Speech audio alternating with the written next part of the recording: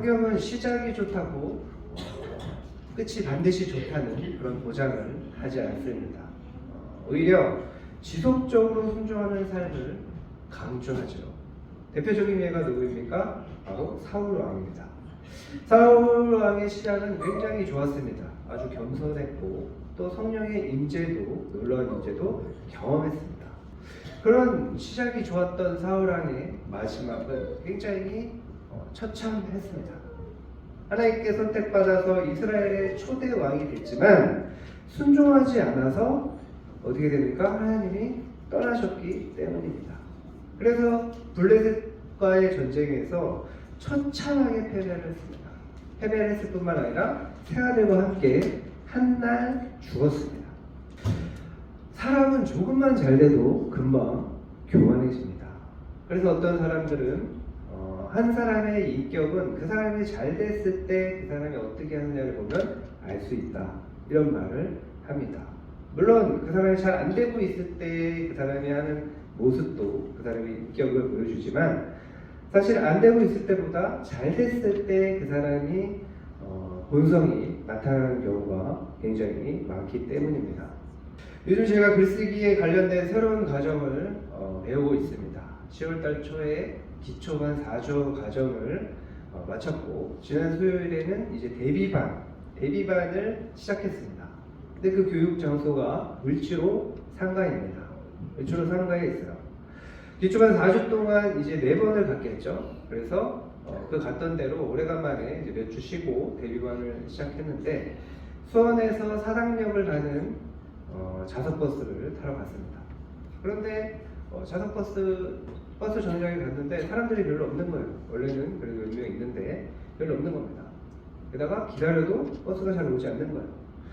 그래서 이상하다 싶었는데 정류장에 있는 그 전광판을 봤더니 타고 했던 그 버스가 언제 나오지 않는 겁니다. 참 이상하네 싶었는데 알고 보니까 버스가 파업을 해서 운행을 하지 않았던 겁니다. 얼마나 당황스러운지 모릅니다. 서울을 가야 되는데 서울을 갈 수 있는 방법이 전혀 없는 거예요. 특히 사당역 쪽으로. 또 퇴근 시간이라 차가 엄청나게 막힐 것 같습니다. 그래서 차를 끌고 가기도 참 어렵고, 게다가 제가 차를 끌고 가지 않았던 이유 중에 하나가 을지로 상가가 서울 중에서도 중심부인데 그러니까 주차장이 별로 없어요. 예전에 몇 번 갔었는데 주차할 데가 없어서 굉장히 고생했던 기억이 나서 걱정이 됐습니다. 또 주차비도 굉장히 비쌀 것 같습니다. 중심부니까. 그래도 강의를 들으러 가야 되니까 일단 오늘은 급하니까 어쩔 수 없이 차를 집에 가져가서 차를 끌고 갔습니다. 가는 길에 이제 공영 주차장을 알아봤는데 노상 주차장이 있는 거예요. 을지로 노상 공영 주차장. 그래서 일단 가보자. 뭐 주차할 곳이 있겠냐 없겠냐 그거는 이제 나중에 생각하고 일단 가보자 하고 갔어요. 길이 막혀서 7시 반에 강의가 시작인데 을지로 3가 주차장에 7시 40분에 도착을 했습니다. 강의 시간은 늦었지만 그래도 다행히도 그 퇴근을 다 해서 그런지 주차할 곳이 있는 거예요. 그래서 이제 주차를 하고 늦었으니까 정신없이 강의하는 장소를 찾아서 이제 갔습니다. 이 2시간의 강의를 듣고 이제 나와서 주차장이라고 생각하는 곳으로 갔는데 차가 보이는 거예요. 차가 어디 갔지? 이게 설마 견인된 거 아니야? 이런 생각이 드는 겁니다. 그런데 알고 보니까 제가 주차하는 곳을 제대로 기억하지 못한 거죠. 그래도 노상 주차장이 뭐 이렇게 많을 거라고 생각하지 않았는데 보니까 을지로 3가 4가 다 찾기는 다 주차장이 있는 거예요. 그래서 야 이걸 어떡하냐. 저녁이니까 깜깜하죠. 또 을지로를 제가 뭐 그 4주 동안 기초반을 갔지만 딱 그 전철역에서 내려서 강의 장소 가는 거리까지만 알지 뭐 한 20년 정도는 을지로를 갈 일이 없었죠. 그러니까 이게 또 을지로 굉장히 많이 변한 거예요. 그래서 야 이걸 어떡하지? 그러면서 주차할 장소를 찾을 수가 없는 겁니다. 보통 뭐 건물에서 주차할 곳을 잊어버리면 그래도 건물 안이 아니잖아요. 건물 안이라는 이 장소에 제한이 있지 않습니까? 그러니까 어떻게든 찾을 수 있는데 이 노상 주차장이다 보니까 와 막막한 거예요. 아무리 찾아도 찾을 수가 없는 겁니다. 제가 사실 늦어서 정신없이 강의한 장소로 갔기 때문이기도 하지만 원래 굉장히 길눈이 봤습니다. 한번 본 것도 잘 안 잊어버릴 때 그거에 대한 자신감이 있었던 거예요. 그러니까 교만했던 거죠.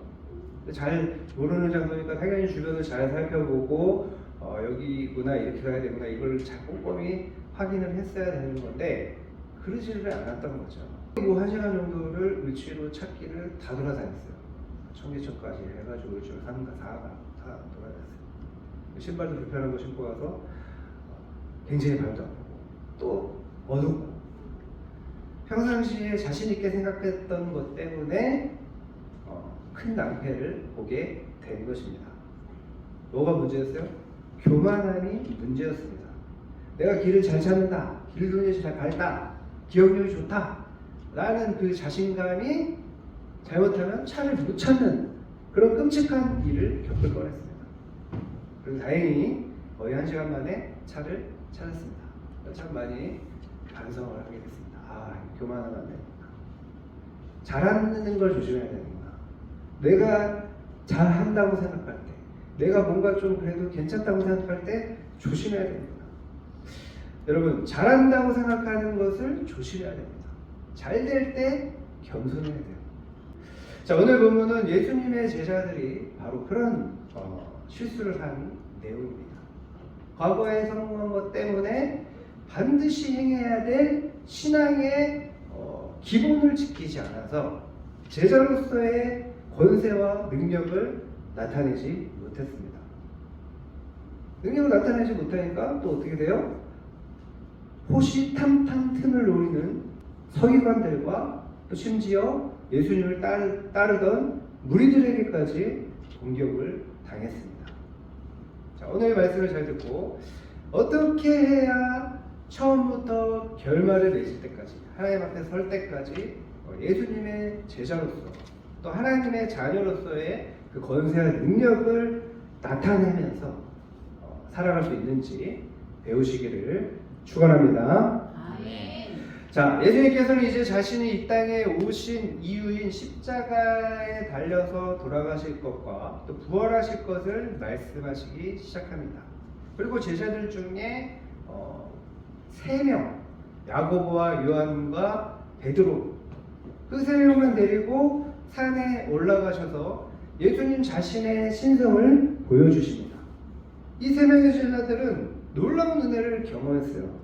예수님과 함께 산에 올라가서 예수님의 변형된 모습을 보면서 예수님이 진정으로 하나님의 아들이시고 메시아이심을 알게 된 거죠. 누구도 보지 못한 딱 그 3명만 그 놀라운 은혜를 경험하는 거예요. 그리고 예수님과 그 3명의 제자들은 다음날, 누가복음에 보면 이튿날이라고 되어 있어요. 다음날 산에서 내려옵니다. 3명을 데리고 가셨으니까 9명이 남아 있었겠죠. 이 남은 9명의 제자들이 있는 곳으로 가신 거예요. 그런데 큰 무리가 9명의 제자들을 둘러싸고 서기관들과 함께 논쟁을 하고 있는 겁니다. 자, 14절에 보십시오. 14절에 큰 무리가 그들을 둘러싸고 서기관들이 그들과 더불어 변론하고 있더라. 자, 여기 변론하다라는 단어는 원어적인 의미로는 단순히 뭐 이렇게 토론하고 이런 개념이 아니라 이 서기관들이 9명의 제자들에게 집요하게 추궁을 하면서 일방적으로 논쟁을 하고 있었던 것을 의미합니다.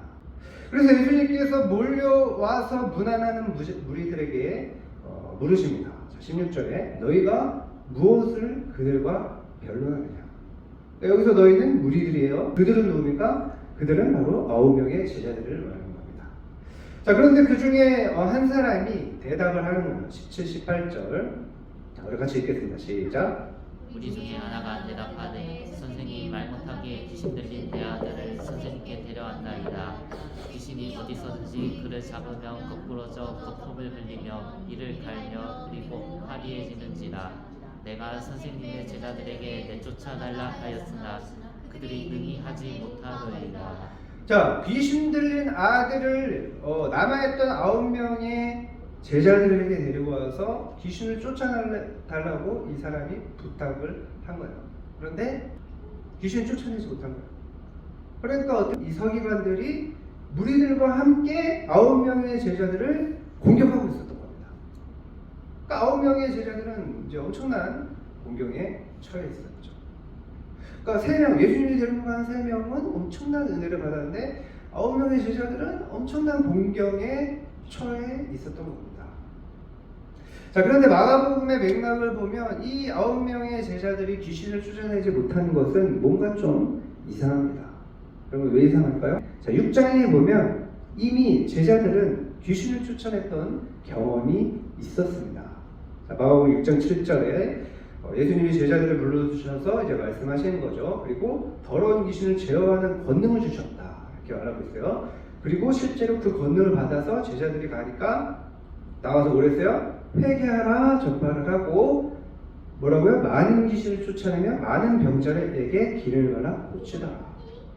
그러니까 예수님이 12제자 모두에게 귀신을 제어하는 권능을 주신 거예요. 예수님처럼 할 수 있었던 거예요. 그리고 실제로 제자들이 두씩 가서 어떻게 했어요? 귀신을 쫓아내고 병자를 고쳤습니다. 그것도 그냥 고쳤다가 아니라 뭐라고 기록하고 있어요? 많은 귀신을 쫓아냈다. 많은 병자를 고쳤다.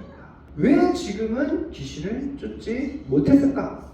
자, 예수님은 그 이유를 이렇게 말씀하십니다. 19절 다 같이 읽겠습니다. 시작. 대답하여 이르시되 세대여 내가 얼마나 너희와 함께 있으며 얼마나 너희에게 참으리요. 한마디로 말하면 믿음이 없는 세대예요. 믿음이 없는 거예요. 믿음이 없어서 전에는 많은 귀신을 쫓아냈는데 지금은 그 쫓아냈던 경험을 했어도 지금은 또 못하는 거예요. 그래서 예수님이 제자들을 보면서 비통해 하시는 거예요. 이 믿음이 없는 세대들아, 언제까지 너희들과 함께 있어야 되냐? 한탄하면서 책면을 하신 거예요. 여러분, 예수 믿고 구원받은 우리들은 모두 뭐가 있어요? 요한복음 1장 12절에 하나님의 자녀가 되는 권세가 있다. 여러분, 하나님의 자녀가 되는 권세가 있어요. 엄청난 권세입니다. 능력이 있다는 거예요. 능력이 하나님의 자녀의 능력, 예수님이 하신 것처럼 할 수 있다는 거예요. 그런데 왜 여러분이 예수를 믿는데도 왜 능력을 나타내지 못합니까? 왜 능력을 나타내지 못해요? 왜 권세를 나타내지 못해요? 왜? 믿음이 없기 때문인 거예요. 믿음에 달려있는 거예요. 여러분의 하나님의 자녀로서, 제자로서 능력 있는 삶을 살려면 믿음이 있어야 되는 거예요. 우리가 세상을 감당하지 못하는 삶이 아니라 세상이 우리를 감당하지 못하는 삶이 그리스도인의 삶이에요. 하나님의 자녀의 삶이에요. 근데 반대로 됐어요. 세상이 우리를 감당하지 못해야 되는데 우리가 세상을 감당하지 못해요. 여러분, 믿음은 여러분의 삶에 모든 것에 영향을 미칩니다. 모든 것에. 어느 한 부분 영적인 것에만 영향을 미치는 게 아니에요. 모든 것에 영향을 미치는 거예요. 예수님이 말씀하시는 믿음은 모든 것을 말하는 겁니다. 여러분, 지난주에 살펴봤듯이 감사할 일이 없다고 생각하면 어때요? 인생이 너무 괴롭죠. 감사할 수 없는 삶을 살아가는 거예요. 감사할 일이 없다고 생각하면 인생이 힘든 거예요. 사람이 무서운 거예요. 좋은 게 없는 거예요. 이 세상 살아가는데. 그죠? 죽지 못해 살아가는 거예요.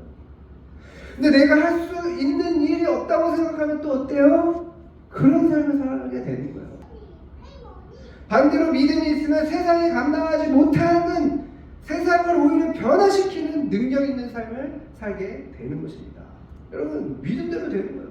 아멘. 내가 할 수 있다. 그리스도 안에서 내가 할 수 있다. 나는 강한 존재다. 나는 하나님의 자녀다. 누구도 나를 힘들게 하지 못한다.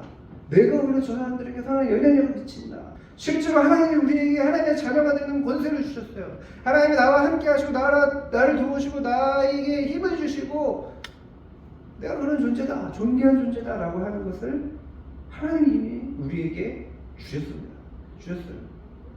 히브리서 11장 6절에는 말씀합니다. 다 같이 읽겠습니다. 시작. 이들이 없이는 하나님을 기쁘시게 하지 못하나니 하나님께 나아가는 자는 반드시 그가 계신 것과 또한 그가 자기를 찾는 자들에게 상 주시는 이심을 믿어야 할지니라. 그럼 하나님이 기뻐하시면 되는 거예요. 여러분, 하나님이 기뻐하시면 다 되는 거예요. 안 될 게 없는 겁니다. 이 세상에 안 될 게 없는 거예요. 모든 것이 다 됩니다. 모든 것이 다 돼요. 불가능이 없어요. 상황, 사람 아무것도 아닙니다. 하나님이 기뻐하시면 다 되는 거예요. 왜 그렇습니까? 하나님께서 전지전능하신 분이시기 때문이에요. 그런데 하나님께서 기뻐하시는 것은 뭐예요? 어떻게 해야 하나님이 기뻐하세요? 믿음! 그래서 믿음으로 하나님께 나아가면 되는 것입니다. 여러분, 하나님은 살아계신 분이에요. 또한 하나님은 찾는 자들에게 상을 주시는 분이에요. 여러분의 삶에 어떤 고민이 있든지 어떤 문제가 있든지 믿음으로 하나님께 나아가면 하나님께서 기뻐하시고 반드시 상 주실 줄 믿으시기 바랍니다. 자, 그런데 예수님이 무리들이 없는 곳에서는 제자들에게 또 다르게 말씀하십니다. 28, 29절 다 같이 읽겠습니다. 시작. 집에 들어가시며 제자들이 조용히 묻자오되 우리는 어찌하여 능히 그 귀신을 쫓아내지 못하였나이까. 이르시되 기도 외에 다른 것으로는 이런 종류가 나갈 수 없느니라 하시니라. 아멘. 뭐라고 말씀하셨어요? 기도 외에는 안 된다. 무리들과 있을 때는 믿음이 없어서 그렇다고 하셨어요. 그런데 제자들만 있는 곳에서는 기도를 안 해서라고 말씀하신 겁니다.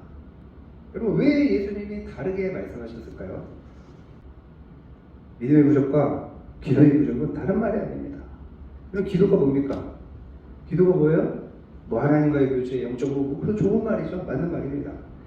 그러나 기도의 가장 큰 핵심은 뭡니까? 하나님의 능력과 은혜를 신뢰하고 구하는 믿음의 표현입니다. 하나님의 능력과 은혜를 신뢰하고 구하는 거예요. 구하는 거예요. 믿음의 표현이에요. 하나님을 믿으니까 기도하는 거예요. 우리는 정확한 근거를 가지고 기도의 대상을 가지고 그 기도의 대상이신 하나님을 신뢰하고 믿기 때문에 기도하는 거예요. 그래서 제자들은 얼마 전까지만 해도 많은 귀신을 쫓아내고 많은 병자를 고쳤습니다. 그때는 믿음이 있었어요. 믿음이 있었어요. 믿는다는 것은 여러 가지 의미가 있지만 또 의지한다는 의미가 있는 겁니다. 믿는다는 것은. 그러니까 제자들은 계속 기도함으로 하나님의 능력을 의지했어야 되는데, 그런 믿음을 가졌어야 되는데 그러지 않은 거예요. 왜 그랬을까요? 제자들은 기도하지 않아도 자신들이 한번 했었기 때문에 또 똑같이 그렇게 할 수 있을 거라고 생각한 겁니다. 그죠? 교만해진 거예요. 나태해진 거예요. 여기에 그리스도인들의 실패가 있어요. 여기에 그리스도인들의 실패가 있습니다. 많은 사람이 과거에 받은 은혜로 살아갑니다. 과거에 성공했기 때문에, 과거에 체험했기 때문에 오늘도 성공할 거라고, 오늘도 체험할 거라고 생각하는 교만이 있어요. 나는 할 수 있다. 이게 교만인 거예요. 내가 하나님께 기도해서 하나님이 나에게 은혜를 주신 건데 내가 할 수 있다고 생각하는 거예요. 기도하지 않는 거예요. 그래서 실패하는 겁니다. 그래서 실패하는 거예요. 여러분, 과거의 신앙은 우리에게 교훈이 되죠. 그러나 과거에 은혜 받았다고, 과거에 체험했다고 지금도 저절로 되는 것은 아니라는 거예요. 저절로 그렇게 되지 않아요. 과거에 받은 은혜 받은 이유가 뭡니까? 과거에 은혜 받은 이유가 뭐예요? 왜 은혜 받았어요? 왜 은혜를 받았습니까? 과거에 체험한 이유가 뭡니까? 왜 체험했습니까? 믿음으로 기도했기 때문에 체험한 거예요. 그때도 하나님의 말씀을 신뢰하고 순종했기 때문에 은혜를 받은 겁니다. 믿음으로 기도하고 믿음으로 순종하는 실천이 있었기 때문에 은혜 받은 거예요. 그래서 계시록에 보면 첫사랑을 얘기하면서 첫 행위를 회복하라고 말씀합니다. 그렇죠? 그때의 행동을 회복하라는 거예요. 지금 은혜 받는 것도 마찬가지예요. 믿음으로 기도하고 믿음으로 순종하는 실천이 있어야 은혜를 받는 거예요. 지금도 동일하게 내가 옛날에 받았던 은혜로, 내가 옛날에 받았던 체험으로 지금까지 살아가는 게 아니라는 거예요. 계속해서 하나님의 은혜를 받아야 된다는 겁니다. 지금 기도해야 된다는 거예요. 지금. 제자들도 마찬가지죠. 종종 성도들 중에 과거에 열심히 신앙생활을 했었다고 하는 분들이 있습니다. 그런 얘기를 저 참 많이 들었어요. 저도 예전에 열심히 했었습니다. 과거에 자기도 선교단체에서 대학교 다닐 때 뭐 열심히 제자훈련 받고 선교도 가고 단기 선교도 가고 전도도 하고 막 그랬다는 거예요. 그러나 지금은 어떻습니까? 지금 그러지 않는다면 지금은 그 은혜를 받지 못하는 거예요. 그냥 옛날의 신앙이 좋았던 거예요. 지금 하지 못하면 지금은 하지 않는 상태가 자기의 상태인 겁니다. 사실 제가 가장 안타까운 일이 과거에 열심히 했다는 것입니다. 특히 과거에 대학교 다닐 때 선교단체에서 열심히 제자를 받았고 선교를 했다. 그 말이 제일 안타까워요. 과거에 했더라도 지금 하지 않으면 안 되는 거예요. 실패하게 됐어요. 지금 믿어야 됩니다. 지금 기도해야 됩니다. 지금 제자 훈련 받아야 되는 거예요. 과거에 한 것이 지금 여기에서도 은혜를 받게 하지 않는 것입니다. 지속적으로 해야죠. 지속적으로. 저 또한 가장 두려운 것이 과거의 신앙보다 퇴보하는 거예요. 과거의 신앙보다 퇴보하는 게 가장 두렵습니다. 실제로 과거의 신앙의 열정을 찾기가 지속해서 갖기가 참 쉽지 않죠. 쉽지 않아요. 정말 쉽지 않아요. 그래서 다윗은 10편 51편 11절 12절에 이렇게 기도했습니다. 나를 주 앞에서 쫓아내지 마시며 주의 성령을 내게서 거두지 마소서. 주의 구원의 즐거움을 내게 회복시켜 주시고 자원하는 심령을 주사 나를 붙들소서. 자원하는 심령을 달라고 기도하고 있어요. 성령이 내게 떠나지 않기를 기도하고 있어요. 구원의 기쁨을, 구원의 즐거움을 잃어버리지 않게 다시 회복하게 기도하고 있어요. 여러분, 다윗이 이렇게 기도했기 때문에 다윗만은 하나님 앞에서 끝까지 하나님의 마음에 합한 자가 됐던 것입니다. 이스라엘 역사상 정말 많은 왕이 있었어요. 북왕국, 남왕국까지 합치면 엄청나게 많은 왕들이 있었습니다. 그러나 처음에 잘했지만 끝까지 잘한 왕은 별로 없어요. 딱 3명이 있습니다. 그 중에 한 명이 다윗이에요. 다윗이 이런 기도를 하는 거예요. 나를 떠나지 마옵소서. 구원의 즐거움을 회복시켜 주옵소서. 자원하는 심령을 주셔서 나를 좀 붙들어 주십시오. 아멘. 이렇게 기도를 하는 거예요. 여러분, 제자훈련은 하나님 앞에 설 때까지 해야 되는 거예요. 설 때까지. 믿음의 기도는 하나님 앞에 부름을 받을 때까지 해야 되는 거예요. 옛날에 잘했다. 옛날에 잘했는데 지금 못하면 더 안타까운 거 아닙니까? 지금 하나님 앞에 설 때까지 해야 되는 거예요. 그럴 때 잘할 거다. 착하고 충성된 자가 하나님 앞에 설 때까지 충성된 제자, 끝까지 믿음으로 기도하는 저와 여러분 되시기를 축원합니다. 자, 성도가 하나님을 의지하지 않으면 어떻습니까? 능력을 나타내지 못하죠. 능력을 나타내지 못합니다. 성도는 하나님을 의지할 때 하나님의 자녀로서 능력이 나타나는 거예요. 자, 그러면 세상은 성도를 조롱하고 공격합니다. 그렇죠? 본문을 보세요. 남아있던 9명의 제자들이 능력을 나타내지 못하니까 바로 공격을 합니다. 바로 공격을 해요. 바로 공격을 해요. 서기관만 공격한 게 아닙니다. 예수님을 따르고 있던 무리들까지 그 제자들을 공격하고 있어요. 같이 합심해서. 하나님께서 우리 모두가 능력 있는 삶을 살기를 바라십니다. 원하십니다. 물론 우리가 약할 때도 우리를 위로해 주시고 우리를 만져주시고 우리를 붙들어 주시죠. 우리 약함을 아시죠? 그러나 언제까지 그 상태에 있기를 바라지 않으신다는 거예요. 여러분, 우리가 무기력하게 살게 되는 이유가 뭡니까? 믿음의 부족 때문이에요. 믿음의 부족. 기도의 부족 때문이에요. 다른 어떤 것이 아닙니다. 그러므로 우리는 다윗처럼 기도해야 되는 거예요. 주의 성령을 내게서 거두지 마시옵소서. 주의 구원의 즐거움을 내게 회복시켜 주옵소서. 자원하는 심령을 주셔서 나를 붙들어 주십시오. 이렇게 기도해야 되는 거예요. 그럼 다윗처럼 이 3가지를 위해서 매일매일 지속적으로 기도하시기를, 그래서 능력 있는 다윗처럼 어디를 가나 승리하는 놀라운 삶을 사시기를 축복합니다. 자, 우리 중에 한 명의 아들이 귀신 들려서 간질병이 증상이 있다고 말합니다. 그래서 파리해져 가고 있다고 하는 거야. 그런데 제자들에게 부탁을 했더니 그들이 하지 못한 거예요. 그래서 예수님은 비통해 하시면서 제자들을 책망하십니다. 내가 언제까지 너희들과 함께 있어야 되느냐.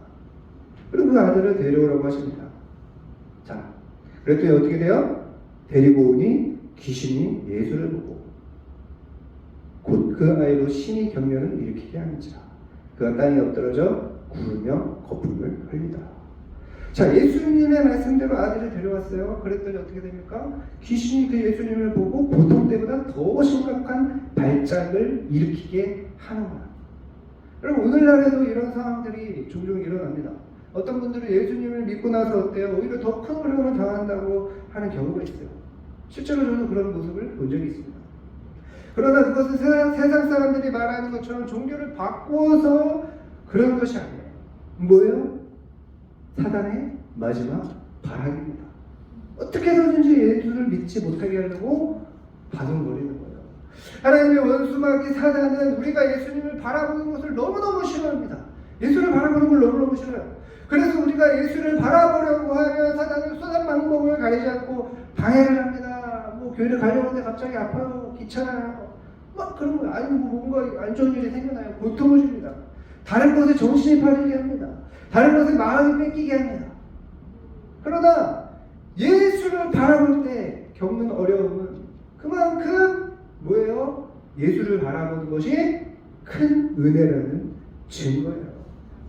더 큰 은혜와 완전한 회복을 위한 과정입니다. 과정이에요, 과정. 그렇기 때문에 우리는 이 잠깐의 어려움이 올 수 있어요. 그 어려움을 견디고 더욱 예수를 바라보는 그런 삶을 살아야 되는 겁니다. 히브리서 12장 2, 3절은 말씀합니다. 믿음의 주여 또 온전하게 하시는 이 예수를 바라보자. 그리고 어떻게 말씀하고 있습니까? 너희가 피곤하여 낙심하지 않기 위하여 죄인들이 이같이 자기에게 거역한 일을 참으신 일을 생각하라. 예수님은 죄인들이 자기를 거역하는 것을 제자들이 배신한 것을 참았어요. 그들을 응원하기 위해서. 다른 누구도 아니라 그들을 자기를 거역한 배반한 그들을 살리기 위해서 참으신 거예요. 십자가의 고통까지 참으신 겁니다. 그분을 생각하라는 거예요. 그분은 우리가 예수를 바라보고 생각하는 것만으로도 우리는 놀라운 행복을 경험하게 됩니다. 하나님의 자녀가 되는 권세를 주셨음을 깨닫게 됩니다. 우리는 이미 하나님의 놀라운 사랑을 받았어요. 이미 받았어요. 하나님께서 우리를 사랑하셔서 어떻게 하셨습니까? 당신의 독생자 아들 예수 그리스도를 내어주셨습니다. 예수 그리스도는 우리를 위해서 십자가에 달려서 죽으시고 3일 만에 부활하셨어요. 세상의 어떤 것도 우리를 무너뜨리지 못합니다. 우리는 하나님의 놀라운 사랑으로 이미 승리한 거예요. 그 하나님께서 우리와 함께 하신다고 약속하셨습니다. 그 하나님께서는 해결하지 못할 문제가 없어요. 여러분, 저 또한 예수님을 바라보지 않고 인간적인 생각과 사람들의 이야기를 들으면 얼마나 두려움이 몰려오는지 모릅니다. 그러나 예수를 바라보면 어떻습니까? 다르죠. 성경을 보면 어떤 것도 하나님 앞에 문제가 될 것이 없다는 것을 알게 됩니다. 예수를 바라보게 되면 그렇게 되는 거예요. 두려움이 사라지는 거예요. 로마서 8장 31절 34절 그런즉 이 일에 대하여 우리가 무슨 말하리요? 만일 하나님이 우리를 위하시면 누가 우리를 대적하리요? 자기 아들을 아끼지 아니하시고 우리 모든 사람을 위하여 내어주시니가 어찌 그 아들과 함께 모든 것을 우리에게 주시지 아니하겠느냐? 누가 되니 하나님께서 택하신 자들을 고발하리요? 의롭다 하신 이는 하나님이시니 누가 정죄하리요? 죽으실 뿐만 아니라 다시 살아나신 이는 그리스도 예수시니 그는 하나님 우편에 계신 자요 우리를 위하여 간구하시는 자시니라. 여러분, 우리를 위해서 아직까지 아낌없이 내어주신 전능하신 하나님께서 우리에게 모든 것을 주실 것입니다. 또한 예수님은 하나님 우편에 앉아 계시면서 어때요? 지금도 우리를 위해서 기도해주고 계시다요. 지금도 우리를 위해서. 예수님이 그 아이의 아비에게 묻습니다. 21절. 언제부터 이렇게 됐느냐? 정말 자상하죠. 아비가 또 대답합니다. 21절, 22절. 이르되 어릴 때부터니이다. 귀신이 그를 죽이려고 불과 물에 자주 던졌나이다. 그러나 무엇을 하실 수 있거든 우리를 불쌍히 여기사 도와주옵소서. 이 아비는 9명의 제자들에게 이미 한번 실패를 경험했어요. 그러니까 반신반의하면서 도움을 구하는 겁니다. 무엇을 하실 수 있거든 반신반의하는 마음이에요. 그래서 예수님이 뭐라고 말씀하십니까? 다 같이 읽겠습니다. 시작. 주께서 이르시되 할 수 있거든이 무슨 말이냐? 믿는 자에게는 능히 하지 못할 일이 없느니라. 할 수 있거든이 무슨 말이냐? 믿는 자에게는 능치 못할 일이 없다. 그렇게 말씀하십니다. 그러니까 아이의 아비가 어떻게 합니까? 소리를 지르면서 도움을 구합니다. 24절 다 같이 읽겠습니다. 시작. 곧 그 아이의 아버지가 소리를 질러 이르되 내가 믿나이다 나의 믿음 없는 것을 도와주소서. 자, 그때 예수님께서 귀신을 내어 쫓아내고 아이를 온전히 치료해 주셨습니다. 여러분, 많은 사람들이 실제로 반신반의하면서 기도를 해요. 온전히 믿고 기도하는 사람은 그렇게 많지 않습니다. 그럴 수 있어요. 인간은 죄로 인해서 부패했기 때문에 아무리 은혜를 받고 아무리 성경을 봐도 이게 온전히 신앙이 온전해지지 못할 수 있는 거예요. 그죠? 그래서 때로는 신앙이 같지만 또 때로는 불신앙의 모습으로 이율배반적인 삶을 살아갑니다. 그렇기 때문에 우리는 늘 나의 믿음 없는 것을 도와주옵소서 그렇게 겸손하게 기도해야 되는 거예요. 기도해야 돼요. 자, 또한 예수님은 아이가 믿음으로 고백하겠습니다. 여러분, 소리내어 고백을 해야 돼요. 하나님은 우리의 마음과 사정을 다 아세요. 그러나 우리가 입으로 고백하기를 원하시는 거예요. 우리가 하나님께 나오기를 원하시는 거예요. 믿음으로 선포하기를 원하시는 거예요. 그래야 믿음을 가질 수 있는 거예요. 우리가 마음만으로는 안 됩니다. 소리내서 고백해야 되는 거예요. 행동해야 되는 거예요. 행동해야 되는 거예요. 하나님은 말씀으로 천지를 창조하셨어요. 여러분, 이거 제가 오늘만 해도 몇 번 얘기했죠. 이거 아주 중요한 의미입니다. 하나님의 말씀은 권능이 있어요. 말씀하시면 다 됩니다. 그냥 말씀하시면 돼요. 어떤 세상이 창조돼요. 어떤 태양이 창조돼요. 그 하나님의 형상으로 우리가 지음을 받은 겁니다. 하나님의 말씀에 천지가 창조되는 놀라운 권능이 있듯이 뭐예요? 하나님의 형상으로 지음을 받은 우리의 말에도 뭐가 있다? 영적인 힘이 있는 거예요. 영적인 힘이 있는 거예요. 입으로 소리내서 말로 도움을 구하고 신앙을 표현해야 되는 거예요. 그럴 때 하나님께서 응답하시고 더 큰 은혜를 주실 줄 믿습니다. 말씀 마치겠습니다. 우리는 예수 그리스도를 믿음으로 하나님의 자녀가 되는 놀라운 권세를 받았습니다. 여러분, 지금 믿어야 됩니다. 지금 기도해야 됩니다. 그래야 하나님의 자녀로서의 권세를 나타내는 거예요. 그러면 능력 있는 삶을 살아가게 되는 거예요. 그래서 믿음을 주시기를 구하고 우리가 그리스도인으로서 더 힘있게 능력있게 살아가서 또 좋은 하나님께 영광 돌리고 선한 영향력을 맺으면서 열매를 맺는 저와 여러분 되시기를 축복합니다.